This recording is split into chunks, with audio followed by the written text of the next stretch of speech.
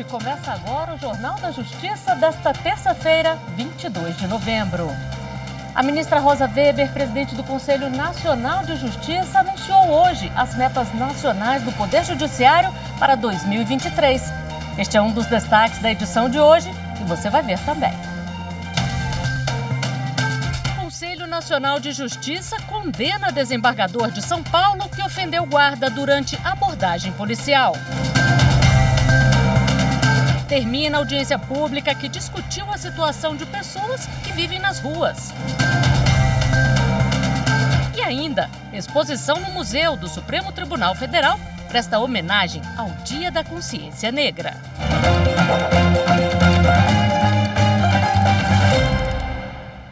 A segunda turma do Supremo Tribunal Federal, por maioria, revogou a prisão dos empresários Carlos Luiz Lobo e Cassiana Amorim Lobo Haddad, acusados de organização criminosa, lavagem de dinheiro e sonegação fiscal. A defesa dos empresários recorreu ao Supremo porque eles foram presos durante a operação ocorrida em Minas Gerais em 2016, que investigava sonegação fiscal e lavagem de dinheiro em empresas de rações. Os empresários tiveram a prisão preventiva convertida em domiciliar posteriormente. O relator do habeas corpus é o ministro Gilmar Mendes, que liminarmente já havia revogado a prisão preventiva dos empresários Carlos Luiz Lobo e Cassiana Amorim Lobo Haddad. O caso foi levado para julgamento de mérito na segunda turma do STF, onde o relator confirmou a decisão, reconhecendo a ilegalidade da prisão, sendo acompanhado pelo ministro Nunes Marques. Mas um pedido de vista acabou suspendendo o julgamento em novembro de 2020. Na sessão desta terça-feira, o ministro Edson Fachin apresentou voto vista divergindo do relator. Quanto à questão de fundo, e aí chegamos naquele argumento que o parecer do Ministério Público suscitou, quanto à questão de fundo, também aqui peço respeitosa vênia para externar conclusão distinta. Não me parece ter havido qualquer equívoco na indicação do crime tributário imputado aos pacientes, especialmente se entre as diversas condutas se tiver indicado que as notas fiscais ou documentos equivalentes foram fornecidas em desacordo com a legislação, tal como prevê a parte final do inciso 5º do artigo 1º da Lei 8.137 de 90. O fato de haver esse enquadramento, e aqui reafirmo, tratar-se de uma fase embrionária da persecução criminal, não impede que os pacientes sejam também processados por incidência de algumas outras figuras típicas, classificadas como sonegação fiscal e já antevistas e descritas pela autoridade policial, pelo Ministério Público e pelo magistrado de primeiro grau, consoante a documentação que instruiu a decisão que chancelou a prisão cautelar. A existência ou inexistência de acervo probatório quanto a uma das formas de sonegação fiscal não necessariamente influirá na outra, sobretudo na conduta independente prevista no inciso 5º do dispositivo legal em referência. O ministro André Mendonça também foi voto divergente, mas com o voto do ministro Ricardo Lewandowski, acompanhando Gilmar Mendes, acabou prevalecendo o entendimento do relator. Assim, a segunda turma, por maioria, decidiu revogar a prisão dos dois empresários que estavam em prisão domiciliar em Minas Gerais. Por maioria, o plenário do Conselho Nacional de Justiça condenou o desembargador do Tribunal de Justiça de São Paulo, Eduardo Siqueira, à aposentadoria compulsória. O magistrado respondia a processo administrativo disciplinar por ter humilhado um guarda ao ser abordado. O caso ganhou repercussão em todo o país. O desembargador Eduardo Almeida Prado Rocha de Siqueira, do Tribunal de Justiça de São Paulo, foi filmado humilhando um guarda municipal durante a abordagem realizada em uma praia de Santos, em São Paulo, em julho de 2020. Eu estou aqui com um analfabeto no seu aqui, rapaz. Os conselheiros do CNJ julgaram o caso na sessão desta terça-feira. A relatora, conselheira Jane Granzotto, falou sobre a gravidade da conduta do magistrado. descumprindo deliberadamente um decreto municipal e ainda hostilizando, ameaçando e ofendendo o agente público responsável por essa fiscalização. A esse caso, entendo que tem uma repercussão grande, um abalo à credibilidade do Poder Judiciário, violação do dever de manter conduta irrepreensível na vida pública e privada, procedimento incompatível com a dignidade, honra e o decoro da judicatura, ofendendo, assim, o artigo 35, inciso 8º da LOMAN e os artigos 1º, 15, 16 e 37 do Código de Ética. A defesa do desembargador justificou a reação dele na abordagem. O desembargador estava numa situação de saúde aflitiva. Estava sofrendo um problema de desequilíbrio emocional, separação, problema com filhos e tudo mais. Vivia numa cidade de Santos, na cidade de Santos, mas o prefeito se preocupou em impor medidas de segurança para a população em razão da Covid, só que o fez sem que houvesse lei. Por maioria, os conselheiros condenaram o desembargador Eduardo Siqueira à pena de aposentadoria compulsória e determinaram que a pena seja comunicada ao TJ de São Paulo para que sejam adotadas as providências cabíveis. Eu, na magistratura há 46 anos, fico imensamente triste quando vejo um juiz que presentifica o Poder Judiciário perante a sua comunidade, que exerce uma parcela do poder estatal, se porta de uma forma absolutamente incompatível com o próprio respeito ao outro, no caso representado pelo agente da Guarda Civil Metropolitana de Santos, e reproduzindo uma cultura que todos nós devemos combater e que não pode, em absoluto, no âmbito desse conselho, a meu juízo, ser relevada. Outro caso que entrou na pauta do CNJ foi o pedido de uma magistrada do Acre para que permaneça em teletrabalho, sem obrigatoriedade de comparecimento presencial. Ela justificou que tem um filho deficiente e que não pode ficar no interior do estado, devido ao tratamento da criança. O relator, conselheiro Gilvani Olson, acolheu parcialmente o pedido, para que o TJ do Acre cumpra a resolução 343 do CNJ e autorize o teletrabalho. Mas a magistrada não poderá morar fora do estado. Por unanimidade, os conselheiros seguiram esse entendimento. Terminou hoje a audiência pública convocada pelo ministro do Supremo Tribunal Federal, Alexandre de Moraes, para discutir as condições de vida de pessoas em situação de rua no Brasil. Cerca de 70 representantes de entidades, governo e da sociedade contribuíram com as discussões em torno do assunto. Durante a audiência pública foram mostradas as diversas faces da população em situação de rua no Brasil.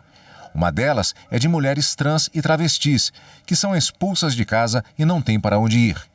Para Maria Estrela Felipa, representante do Movimento Nacional de População de Rua, além da pobreza, elas enfrentam preconceito e medo de voltarem a ser vítimas de violência. Como é que eu volto para aquele lá, para aquilo que eu tinha da minha família, casa, que não estava na rua? Então não vou poder ser mais o que eu sou. O que para mim importa, eu vou ter que me ceder a uma violência, a uma opressão. Viver sobre o jugo dessa opressão eternamente para ter onde morar. Segundo o IPEA, o Instituto Brasileiro de Pesquisa Econômica Aplicada, em 8 anos, a população de rua no Brasil cresceu 140%. Situação agravada durante a pandemia da Covid-19. Em 2022, estimado aí para o mês de julho, meio do ano, 281.472 pessoas. Vocês podem ver que em 2019, o último dado antes da pandemia, a gente tinha 204.660 pessoas, teve um crescimento de cerca de 38%. Outro problema que dificulta a atuação das entidades, principalmente no monitoramento de crianças submetidas a essa realidade, é a falta de dados atualizados e específicos. Essa realidade de crianças e adolescentes em situação de rua no Brasil é uma afronta ao que estabelece o artigo 227 da Constituição Federal e o artigo 4º do Estatuto da Criança e do Adolescente, que estabelecem a absoluta prioridade de crianças e adolescentes nas políticas públicas, no orçamento e também na garantia de direitos. O racismo também foi tema discutido durante a audiência pública sobre a população em situação de rua. É o racismo estrutural, institucionalizado, que alimenta as práticas contumazes de alijamento de direitos que estamos vendo aqui,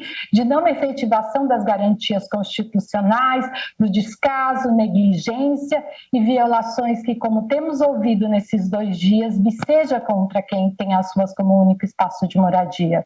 Outro assunto tratado durante a audiência foi a falta de saneamento básico. Durante a pandemia provocada pela Covid-19, as organizações de saúde orientavam que as pessoas lavassem suas mãos, mantivessem sua higiene pessoal, mas para a grande parte da população de rua era impossível cumprir com essas estratégias de defesa da saúde. São aproximadamente 35 milhões de brasileiros que não têm acesso à água tratada.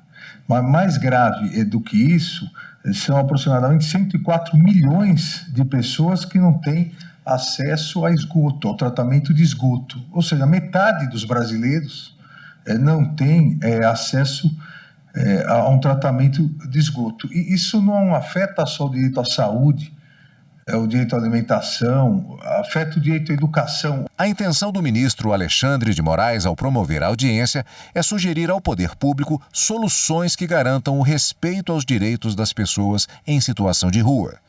Para o ministro, não é possível resolver a questão apenas com decisões judiciais.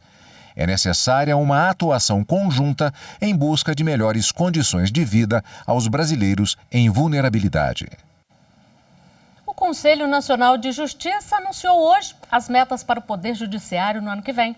São 11 objetivos em diferentes áreas da Justiça. As metas foram anunciadas durante a cerimônia de encerramento do 16º Encontro Nacional do Poder Judiciário. Por 2 dias, os presidentes de 90 tribunais brasileiros discutiram os objetivos para aperfeiçoar o atendimento prestado pela Justiça no ano que vem. São 11 metas. Julgar mais processos que os distribuídos, julgar os processos mais antigos, estimular a conciliação, priorizar o julgamento de processos relativos aos crimes contra a administração pública, de improbidade administrativa e crimes eleitorais, reduzir a taxa de congestionamento, exceto execuções fiscais, priorizar julgamento de ações coletivas, priorizar julgamento de processos relativos a recursos repetitivos, priorizar o julgamento de processos relacionados a feminicídio e violência doméstica e familiar contra as mulheres, estimular inovação no Poder Judiciário, impulsionar processos de ações ambientais e promover os direitos da criança e do adolescente. Durante a apresentação das metas, conselheiros do CNJ e a presidente do Conselho destacaram a importância de se criar protocolos e orientar os magistrados para garantir que os objetivos sejam cumpridos na ponta do sistema de justiça. Nós temos que levar as metas deste mundo macro que estamos construindo hoje para o mundo micro. Para cada uma das varas, o magistrado tem que compreender por que as metas foram estabelecidas e a importância delas. Essas metas todas, na verdade, representam não uma imposição do CNJ, ao contrário, representam o resultado da criação dos nossos juízes e juízas, que assumem um compromisso com o aperfeiçoamento do Poder Judiciário e o melhor atendimento à sociedade brasileira. Representantes do Supremo Tribunal Federal e do Superior Tribunal de Justiça se reuniram para dar continuidade ao plano de ação relativo ao acordo de cooperação entre as duas cortes. O encontro de hoje foi para identificar temas repetitivos nos recursos em trâmite antes da efetiva chegada ao STF.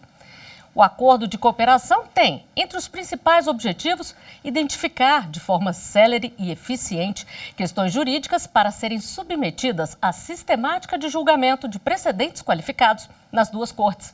Desde 2021, foram identificados 11 temas de repercussão geral no Supremo, com impacto direto e imediato em mais de 1.000 processos.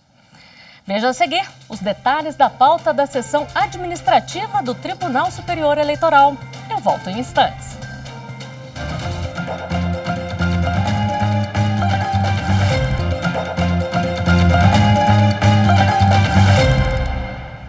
Na sessão administrativa desta terça-feira, o plenário do TSE deve analisar 5 processos de apuração de eleição referentes ao segundo turno das eleições gerais de 2022 para o cargo de presidente da República. Os processos são de relatoria dos ministros Raul Araújo, Carlos Orbach, Ricardo Lewandowski, Benedito Gonçalves e Sérgio Banhos.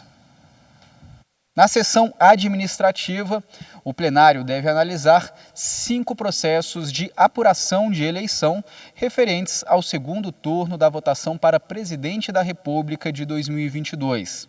Já na sessão jurisdicional, o TSE deve analisar um recurso contra uma decisão do Tribunal Regional Eleitoral do Rio de Janeiro, que rejeitou o pedido de registro de candidatura de uma mulher que disputou uma vaga na Câmara dos Deputados nas eleições de outubro.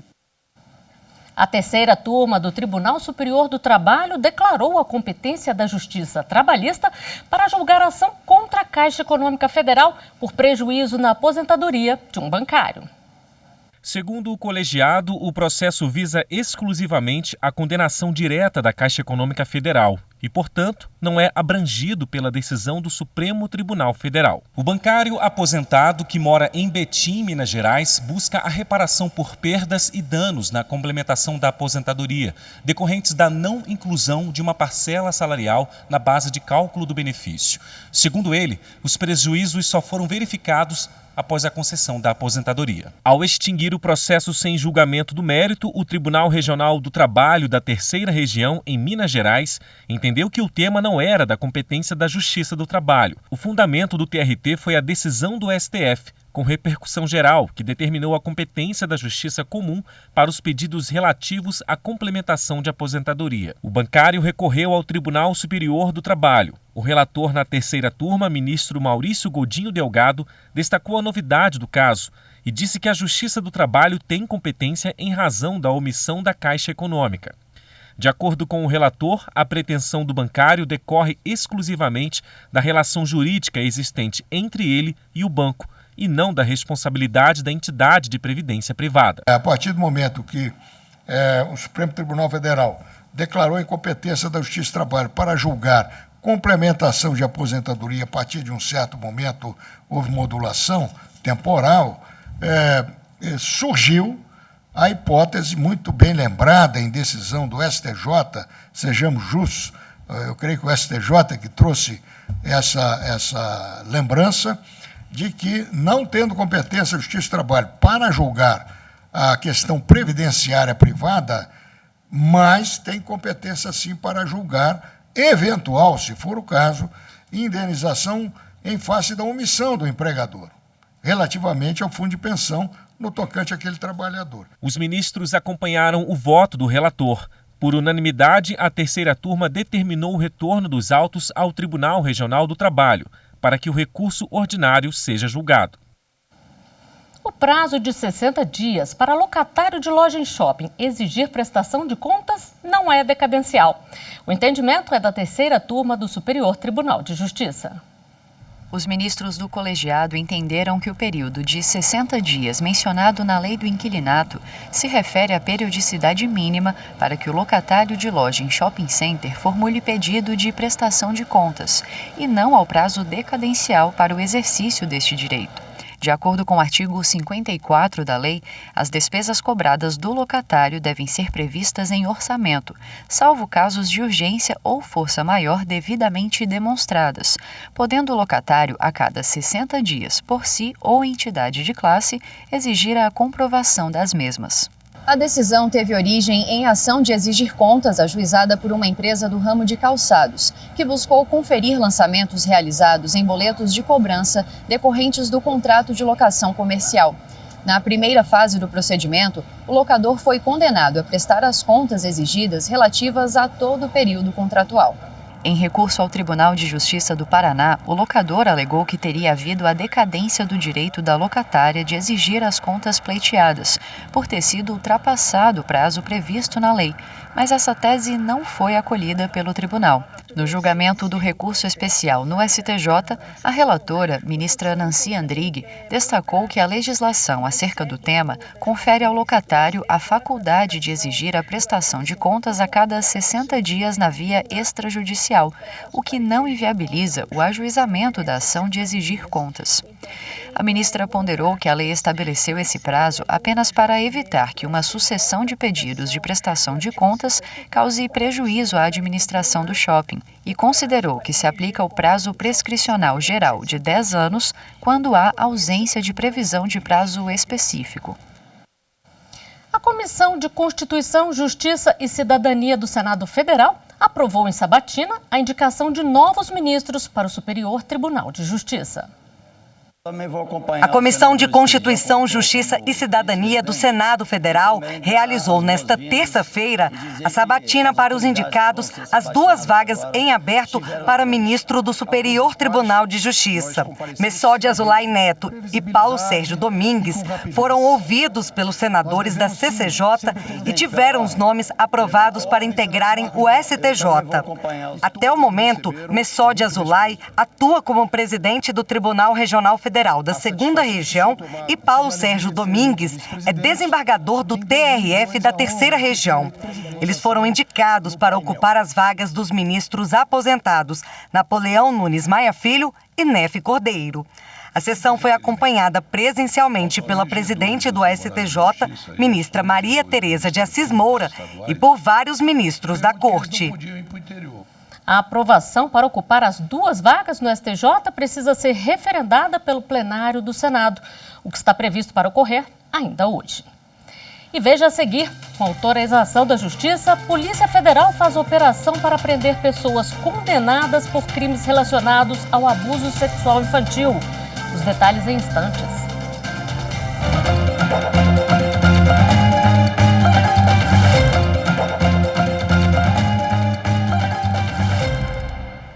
A Justiça Federal autorizou uma operação para prender pessoas condenadas por crimes relacionados ao abuso sexual infantil. Policiais federais estão em ação em todo o país. As ações começaram de madrugada e dão sequência a um trabalho que teve início em agosto. Os policiais cumprem mandados de prisão de criminosos condenados por práticas relacionadas ao abuso sexual infantil, mas que ainda estão em liberdade. Mais de 100 pessoas já foram presas em 26 estados e no Distrito Federal. Segundo a Polícia Federal, o objetivo da operação, batizada de Guardiões da Infância, é retirar do convívio social esses criminosos já condenados, o que dá efetividade ao sistema de justiça e principalmente impede que novos crimes contra crianças e adolescentes sejam cometidos. O Museu do Supremo Tribunal Federal em Brasília apresenta uma exposição em homenagem ao Dia Nacional da Consciência Negra, celebrado no último dia 20. Os painéis mostram o julgamento de casos de grande repercussão sobre questões raciais. O museu de quase 1.000 metros quadrados ganhou novas imagens. São rostos de homens, mulheres e crianças negras, ao lado de painéis que mostram várias decisões da Suprema Corte sobre igualdade de direitos, dignidade humana. No julgamento mais recente, o plenário decidiu que o crime de injúria racial é uma forma de racismo e não prescreve. Em outro caso, o STF assegurou a demarcação de terras quilombolas. Já este painel lembra que os ministros da Corte validaram as políticas públicas para acesso ao ensino superior com base no critério étnico-racial. O visitante também pode assistir a uma reportagem especial da TV Justiça que eu mesma fiz sobre os 3 ministros negros do Supremo Tribunal Federal.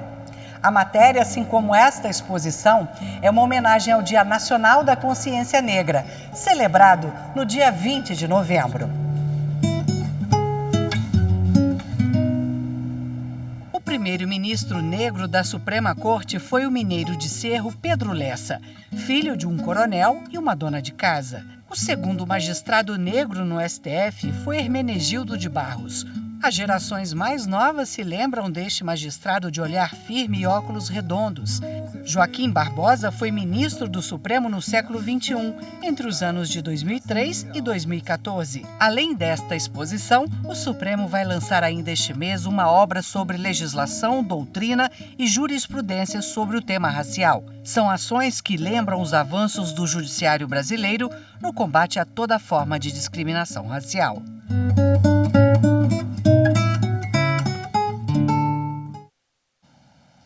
A exposição pode ser visitada até o final de janeiro do ano que vem, de segunda a sexta-feira, de 2 às 6 da tarde. E esta edição do Jornal da Justiça termina aqui. Uma boa noite para você.